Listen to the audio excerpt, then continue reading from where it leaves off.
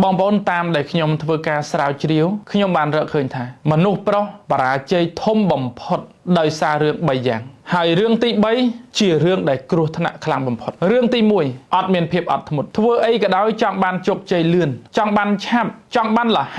សង្កថាធ្វើថ្ងៃហ្នឹងចង់បានផលថ្ងៃហ្នឹងបណ្ដោយបើចង់បានឡានថ្មីមានលុយថ្ងៃហ្នឹងចង់ទិញឡានថ្ងៃហ្នឹងធ្វើផ្លាកលេខថ្ងៃហ្នឹងអ៊ុតឡានឲ្យហើយថ្ងៃហ្នឹងយកមកដល់ផ្ទះថ្ងៃហ្នឹងជិះថ្ងៃហ្នឹងបណ្ដោយអត់មានភាពអត់ធ្មត់អញ្ចឹងកន្លែងនេះខ្ញុំសូមផ្ដាំទៅកាន់បងប្អូនក្មួយបងប្រុសថាយើងត្រូវចេះរីករាយក្នុងការរងចាំអ្វីក៏ដោយវាត្រូវការពេលវេលាវាអត់អាចយើងដាំដើមស្វាយថ្ងៃហ្នឹងចេញផ្លែថ្ងៃហ្នឹងទេ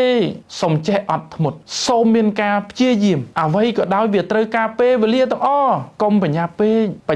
កអាចធ្វើឲ្យខូចការងារធំបញ្ញាប់ពេកអាចធ្វើឲ្យកិច្ចការងារដែលយើងចង់សម្រេចនោះវាទៅជាខូចទាំងស្រុងចំណុចទី2ឆេវឆាវចំណុចទី2នេះសំខាន់ណាស់ដែលកន្លងមកខ្ញុំលើកឡើងថាពេលខ្លះកំហឹងមួយវិនាទីបំផ្លាញកិច្ចការងារដែលយើងខំសាងរយៈពេលរាប់ទសវត្សរ៍មិនមែនមួយខែមិនមែនមួយឆ្នាំទេតែការងារដែលយើងខំសាងរយៈពេល10ឆ្នាំ20ឆ្នាំវាមករលាយត្រឹមមួយវិនាទីហ្នឹងមួយវិនាទីហ្នឹងយ៉ាងម៉េចយើងស្រាប់តែឃើញក្មេងស្ទាវ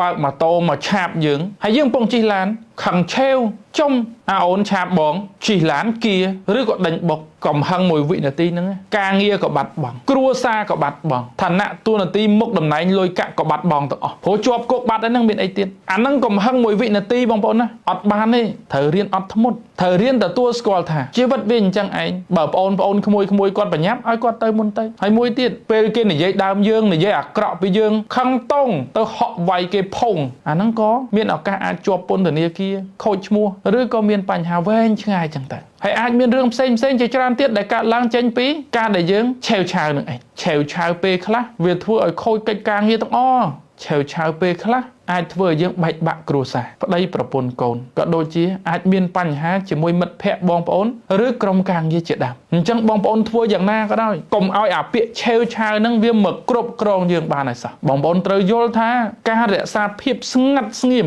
ដកដង្ហើមឲ្យវែងនៅឲ្យស្ងៀមសិនអាហ្នឹងគឺជាជ័យជំនះដ៏ធំបំផុតក្នុងនាមជាមនុស្សប្រុសតែយើងឆេវឆាវស្អីក៏បរាជ័យដែរតែបើយើងអត់ធ្មត់បានយើងអាចនៅស្ងៀមស្ងាត់សិនបានកុំទាន់ប្រតិកម្មកុំទាន់ទៅហក់វាយគេកុំទាន់ទៅជេរគេកុំទាន់ទៅស្រែកដាក់គេកុំទាន់ជន់ឡានទៅបុកគេបងប្អូនគឺជាមនុស្សប្រុសដែលជោគជ័យបាត់ទៅហើយបើមិនទាន់ជោគជ័យពេលនេះអនាគតគង់តែជោគជ័យទេព្រោះមនុស្សបែបហ្នឹងអត់សូវមានហើយខ្ញុំបានលើកឡើងហើយថាអាចចំណុចទី3គ្រោះថ្នាក់បំផុតចំណុចទី3ហ្នឹងគឺដំណាក់កាលស្រីស្អាតមនុស្សប្រុសជាទូទៅពិបាកណាស់ពិបាកឆ្លងកាត់អាដំណាក់កាលស្រីស្អាតនេះហើយបើថាយើងកំឡោះមិនសូវអីទេព្រោះយើងមិនទាន់មានគ្រួសារឬក៏មិនទាន់មានទំនាក់ទំនងជាមួយអ្នកដទៃតែបើសិនជាយើងមានគ្រួសារហើយយើងឆ្លងកាត់អាដំណាក់កាលស្រីស្អាតនឹងអត់បានទេណាអាលាយខ្ទេចទាំងអស់គ្រួសារក៏ខ្ទេចការងារក៏ខ្ទេចគេឈ្មោះកិត្តិយសក៏ខ្ទេចបាត់បង់អ្វីគ្រប់បែបយ៉ាងអញ្ចឹងបងប្អូនទាំងអស់គ្នាគេស្អាតតែគេទេយើងត្រូវធ្វើការងាររបស់យើងឲ្យបានល្អយើងត្រូវបំពេញការងាររបស់យើងឲ្យបានល្អគេស្អាតគឺជារឿងរបស់គេយើងមានកិច្ចការងារដែលយើងត្រូវធ្វើហេតុអីបានជាយើងត្រូវទៅរវល់ជាមួយនឹងអាភាពស្អាតរបស់គេនោះវាអត់មានអីតាក់ទងគ្នាទេយើងមានគ្រួសារដែលត្រូវទទួលខុសត្រូវយើងមានកូនប្រពន្ធដែលត្រូវចិញ្ចឹមហើយយើងទៅស្មុគស្មាញគិតពីគេ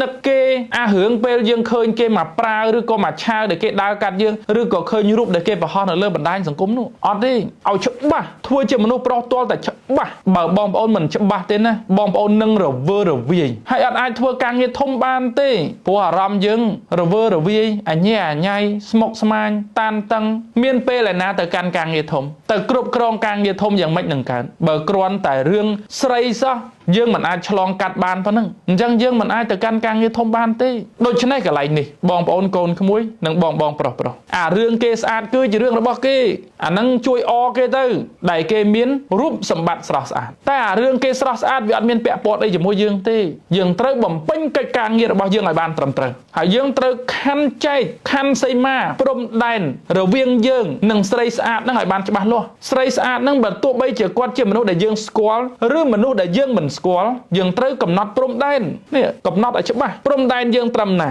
យើងត្រូវធ្វើអីគាត់ធ្វើអីបែងចែកឲ្យដាច់នៅពេលដែលបងប្អូនបែងចែកដាច់ស្រួលណាស់ទោះបីបងប្អូនធ្វើការងារជាមួយស្រីស្អាតក៏ដោយវាអត់មានមន្ទិលវាអត់មានការសង្ស័យអីទាំងអស់ហើយគ្រួសារយើងណាចង់ប្រឡែងយើងដើរទៅធ្វើការងារជាមួយស្រីស្អាតកន្លះខែមួយខែក៏គាត់អត់មានកង្វល់ព្រោះបងប្អូនបានបង្កើតទំនុកចិត្តអាមូលដ្ឋានគ្រឹះនៃទំនុកចិត្តជាមួយគាត់នឹងវាច្បាស់ហើយបងប្អូនបានខណ្ឌចែកខណ្ឌសីមាព្រំដែនរវាងយើងនិងនារីម្នាក់នឹងរួចហើយយើងដឹងច្បាស់ហ្មងព្រំដែនយើងនៅណាចំណុចដែលយើងអាចឈានទៅដល់ត្រឹមណាអានឹងតើយើងច្បាស់ហើយបងប្អូនសួរខ្ញុំថាហេតុអីបានយើងត្រូវច្បាស់អូអាចច្បាស់កន្លែងនេះមួយជួយការងារឲ្យយើងជោគជ័យជួយបង្កើនតម្លៃក្នុងនាមជាមនុស្សប្រុសជួយឲ្យគ្រួសារយើងមានក្តីសុខនិងសុភមង្គលហើយបងប្អូនធ្វើអីក៏បានសម្រេចដែរតែបើយើងអត់ច្បាស់ហើយណាអាចចំណុចទី3នេះបំផ្លាញទាំងអស់ទោះបីបងប្អូនមានភាពអត់ធ្មត់បងប្អូនអត់ឆេវឆាវតែបងប្អូនមកបែកស្រើត្រឹមស្រីស្អាតនេះខ្ទេចទាំងអស់អានោះខ្ទេចទាំងអស់អត់មានសល់ស្អីទេបំផ្លាញទាំងអស់ដោយពាក្យខ្មែរយើងលោកថាចង្រៃវាមាន3ស្រីស្រាល្បែងមួយណាក៏វិនិច្ឆ័យដែរអរគុណបងប្អូនជម្រាបលា